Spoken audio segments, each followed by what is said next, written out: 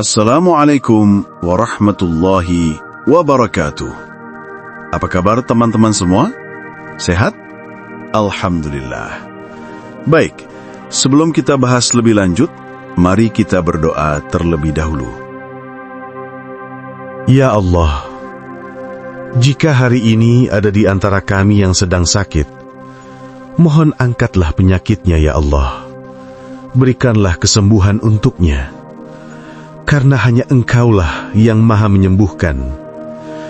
Ya Allah, jika hari ini ada di antara kami yang kesulitan rizki, mohon mudahkanlah dan bukalah jalan rizkinya ya Allah.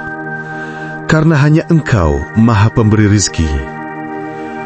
Ya Allah, jika hari ini ada di antara kami ada yang berhutang, selesaikanlah hutangnya, mudahkan urusannya, dan luaskanlah rizkinya.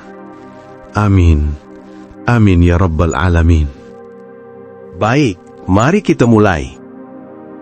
Satu keputusan saja bisa sepenuhnya mengubah arah hidupmu. Hanya satu. Dan semuanya berubah. Hari ini aku akan menunjukkan padamu keputusan apa itu. Mengapa keputusan itu sangat kuat, dan bagaimana kamu bisa menggunakannya untuk membalik keadaan, bahkan jika kamu sedang bangkrut, tersesat, atau merasa tidak punya jalan keluar. Sekarang, biarkan aku memberitahumu sesuatu yang mungkin terdengar tidak masuk akal. Uang adalah hal yang paling mudah untuk didapatkan di dunia ini. Aku tahu ini terdengar tidak masuk akal, tapi itu benar. Dan jika kamu bertahan sampai akhir video ini, aku akan membuktikannya padamu. Pernahkah kamu merasa terjebak dalam siklus di mana semuanya terasa macet? Kamu ingin berubah, tapi tidak bisa bergerak. Banyak orang mengalami ini. Dan hampir selalu karena satu alasan, mereka belum benar-benar mengambil keputusan. Kenyataannya adalah, kebanyakan orang tidak memahami apa artinya membuat keputusan. Mereka menyamakan keinginan dengan keputusan. Mereka bilang, aku ingin pekerjaan yang lebih baik, aku ingin memulai bisnis, aku ingin pindah kota. Tapi hidup mereka tetap sama. Hari-hari yang sama, pikiran yang sama, hasil yang sama. Tahu kenapa? Karena mereka belum benar-benar memutuskan. Sebuah keputusan bukan hanya ide yang lewat. Itu adalah komitmen emosional dan mental terhadap realitas baru. Bahkan jika kamu belum tahu bagaimana mewujudkannya. Masalahnya adalah, kita dilatih untuk bertindak hanya jika kita bisa melihat seluruh jalan di depan. Kita diajarkan untuk bergantung pada keadaan, padahal sebenarnya keadaan dibentuk oleh keputusan kita. Kamu tidak perlu tahu bagaimana. Kamu hanya perlu tahu apa dan mengapa. Sisanya akan mengikuti.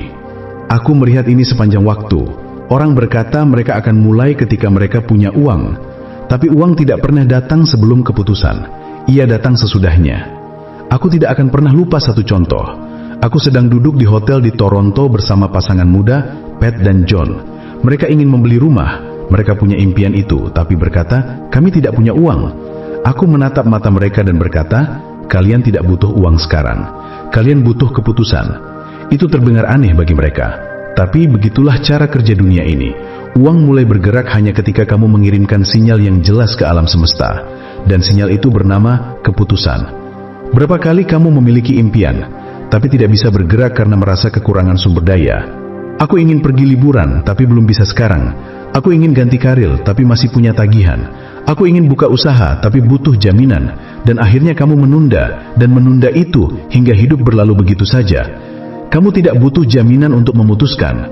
Kamu butuh keberanian untuk memulai dari yang tak terlihat.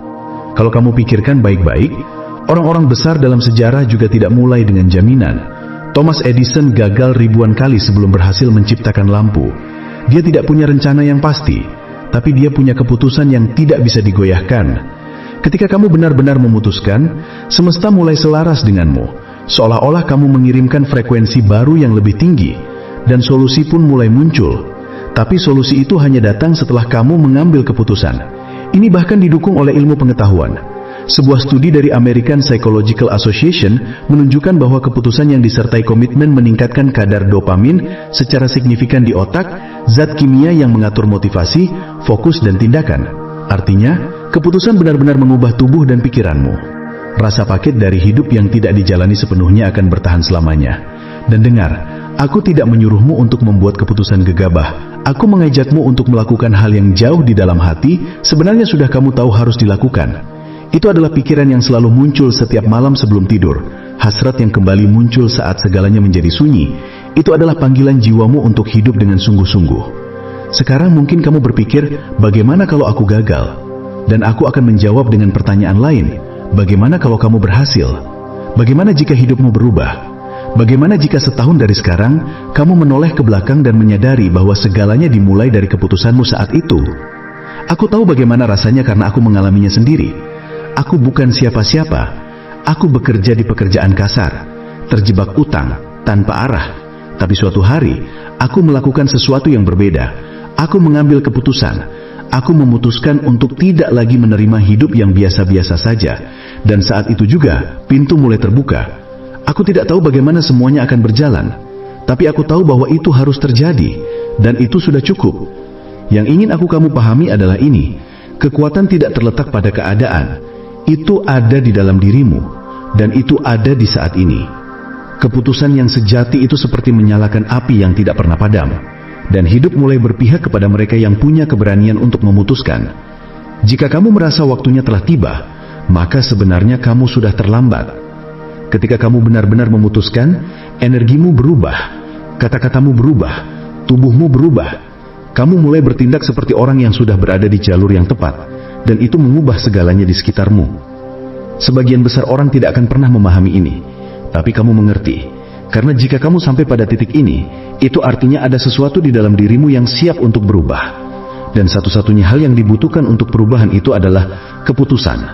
Pernahkah kamu merasa bahwa banyak orang terus mengalami hasil yang sama, hari demi hari, tahun demi tahun? Mereka berganti pekerjaan, pindah rumah, bahkan kadang pindah kota, tapi di dalam diri mereka tidak ada yang berubah.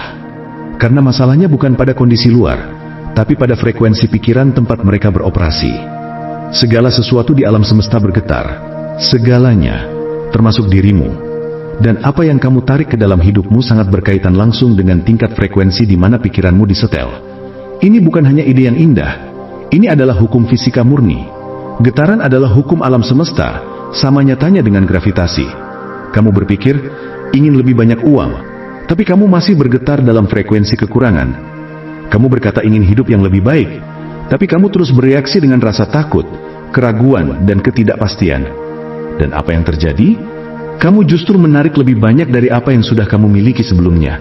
Karena pikiranmu beroperasi pada frekuensi yang cocok dengan apa yang kamu ingin hindari, bukan dengan apa yang kamu ingin capai. Aku selalu mengatakan bahwa berpikir bukan sekedar merenung, tapi juga tentang frekuensi. Kamu mengunjungi gagasan, kamu tinggal dalam pikiran-pikiran itu. Dan pikiran-pikiran itu menentukan apa yang kamu rasakan, lakukan dan pengalami. Pikiranmu seperti stasiun radio.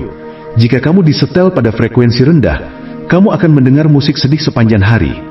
Tidak mungkin kamu bisa mendengar simfoni kesuksesan saat kamu masih terhubung dengan gelombang kegagalan. Aku menemukan kebenaran ini ketika aku benar-benar mendalami tulisan Napoleon Hill, terutama bab tentang keputusan. Tapi perubahan sesungguhnya terjadi saat aku memahami bagaimana hal itu berkaitan dengan tingkat frekuensi mental. Aku menyadari bahwa hasil burukku berasal dari cara berpikir yang terbatas.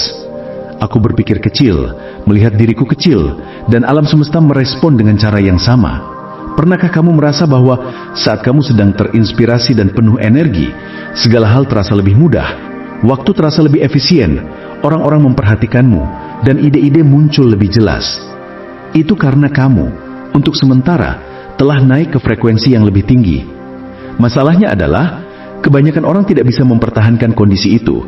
Mereka kembali ke rasa takut, keyakinan tentang kekurangan, dan rutinitas yang membosankan, yang langsung menurunkan getaran mereka.